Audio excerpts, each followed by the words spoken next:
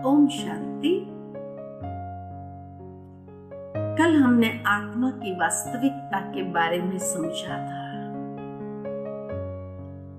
आज हम देखते हैं पिता परमात्मा की वास्तविकता क्या है, क्योंकि योग माना ही संबंध, जोड़ या मिलन। जिस तरह वियोग माना अलग हो जाना, तो योग माना संबंध जोड़ना। मनुष्य का संबंध अनेकों के साथ होता है। जब हमारा संबंध भौतिकता के साथ है तो कहेंगे भौतिक योग है। समय के साथ योग होता है तो कहते हैं समय का संयोग था। व्यक्ति की मदद प्राप्त हो जाती तो कहते हैं ये व्यक्ति का सहयोग था। लेकिन राजयोग सर्वश्रेष्ठ संबंध है आत्मा का पिता परमात्मा के साथ। लेकिन जहां तक आत्मा का विषय आता है वहां तक तो एक ही मान्यता है कि हर कोई आत्मा के अस्तित्व को स्वीकार करता है। परंतु जहां परमात्मा का विषय आता है वहां आज दुनिया भर में अनेक मतांतर हो गए और इतनी सारी मतें हो गई ईश्वर के बारे में कि शायद जितना ही ईश्वर को समझने का प्रयत्न करते हैं उतना ही कहीं दूर तो नहीं हो रहे हैं। तो वो परमात्मा की वास्तविकता क्या है, आज उसको न जानने के कारण मनुष्य हर कोई की पूजा करता रहता है और यही अंदर में सोच लेता भाई जो भी सही हो हमारी भावना को स्वीकार कर लीजिएगा, क्योंकि सत्य का परिचय नहीं है। नहीं तो सत्य एक होना चाहिए। 10 बातें हमारे सामने हो और हर कोई सत्य हो, ये तो हो नहीं सकता है। तो ईश्वर को जब कहा गया कि ईश्वर सत्य है, एक है, तो वो कौन है? आज इतनी सारी मतें हमारे सामने हो गई है। कोई कहता है प्रकृति परमेश्वर है, कोई कहता है आत्मा ही परमात्मा है, कोई कहता है ब्रह्म ईश्वर है, कोई कहता है कण कण में व्यापक है, कोई कहता है निराकार है, कोई कहता है साकार है और कोई कहता है ही नहीं। तो सत्य क्या?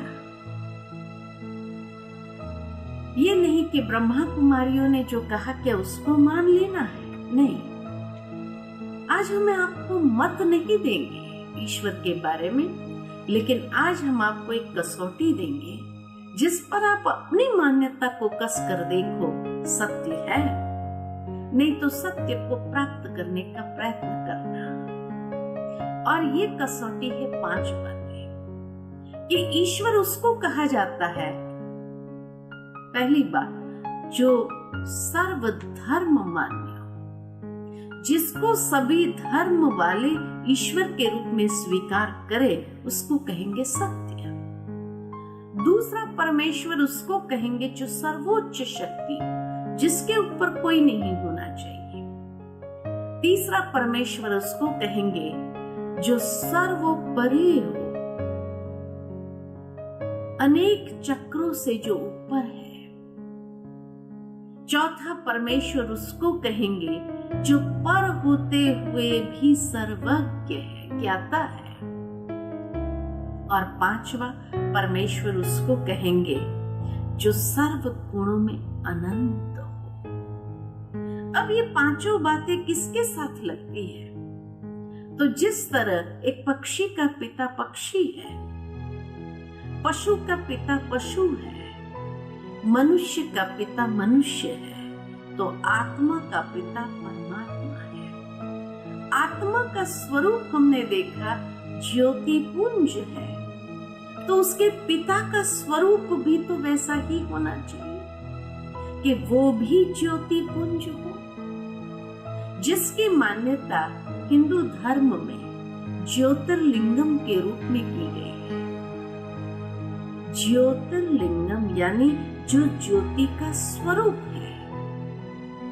ज्योति की पूजा कैसे कर सके, इसलिए भारतवासियों ने एक आकृति दे दी जिस पर अपनी भावनाओं को अर्पित कर सके। लेकिन उसको कहा ज्योतिर्लिंगम। ये ज्योति स्वरूप परमात्मा के यादगार की प्रति हम अपनी भावनाओं को अर्पित कर रहे हैं, जिसको नाम दिया सदाशिव, यानी जो सदा कल्याण करने वाले हैं। भारत में इसीलिए 12 ज्योतिर्लिंगम आज भी महान तीर्थ स्थान हो गए हैं। हर मंदिर के नाम या नाथ या ईश्वर में पूरे होते हैं, क्योंकि वो सर्व के नाथ और ईश्वर है। अमरनाथ, बबुलनाथ, भोलेनाथ, सोमनाथ, विश्वनाथ, पशुपतिनाथ, यह ईश्वर रामेश्वर, गोपेश्वर, विश्वेश्वर, पापगटेश्वर, महाकालेश्वर, ओमकारेश्वर सर्व के नाथ और ईश्वर है। शिव का मंदिर जब बनता है और उसमें जब शिवलिंग की प्राण प्रतिष्ठा करनी होती है, तो उसको द्वार से नहीं लाया जाता है।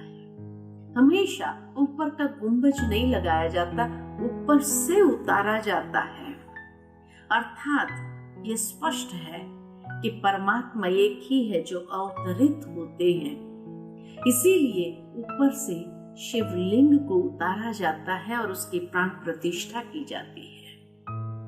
ये तो हुई भारत वालों की बात। भारत से बाहर जाते हैं तो इस्लाम धर्म में भी कहा जाता है नूरे इलाही, यानी अल्लाह नूर है। अल्लाह नूर है, अर्थात नूर यानी प्रकाश, ज्योति, तेज। जिसको हमने ज्योतिर्लिंगम कहा, उन्होंने नूर कहा, बात तो एक ही हो गई। तो क्रिश्चियन धर्म में कहा गॉड इज लाइट, हमने ज्योति कहा, मुसलमानों ने नूर कहा, तो क्रिश्चियनों ने लाइट कहा, बात तो एक ही हो गई। तो सिख धर्म में कहा एक ओमकार, निराकार निर्वैर सतनाम। तो जैन धर्म में कहा सिद्ध शिलापति, यानी जो सर्वश्रेष्ठ है। 24 तीर्थंकरों ने भी जिसका ध्यान किया, उस निराकार स्वरूप का, सिद्ध शिलापति। तो महात्मा बुद्ध ने भी जिसका ध्यान किया और उसको कहा चिंपुन से की, यानी जो शांति का दाता है।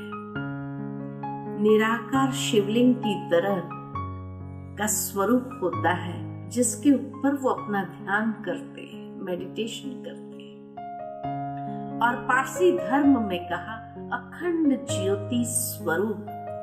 तो पहली बात, पहली कसौटी, सर्वधर्म मान्य एक ही है, वही सर्वोच्च शक्ति है। इसीलिए शिव के साथ शब्द जुड़ता है शिव शंभु, कि जो स्वयं उत्पन्न हुआ है, जिसको उत्पन्न करने वाले कोई माता पिता नहीं है, और वही सभी चक्रों से पर है, अजन्मा है, जिसको काल नहीं खा सकते, अकाल मूर्त है,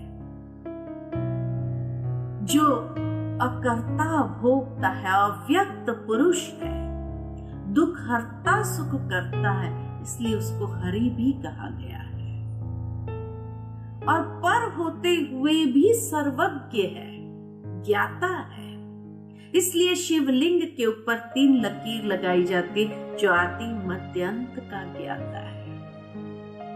बीच में एक आंख होती है, अर्थात जो मनुष्य को भी आध्यात्मिक प्रज्ञा, दिव्य चक्षु विधाता है। और उसकी पूजा में 3 पत्र का बेल पत्र चढ़ता है, अर्थात जो ब्रह्मा विष्णु महेश के भी रचयिता है। और 5वीं बात, ज्योति बिंदु स्वरूप, अर्थात बिंदु की व्याख्या है अनंत, इंफिनिट। तो सर्व गुणों में जो अनंत है, सर्वशक्तिमान जो है। तो 5 बातें उस एक के साथ ही लगती है, जो सर्वश्रेष्ठ परमेश्वर है। तो ये है परमात्मा का संपूर्ण सत्य परिचय, जिसके साथ हमें अपने मन के तार को जोड़ना है। यही राजयोग है। ओम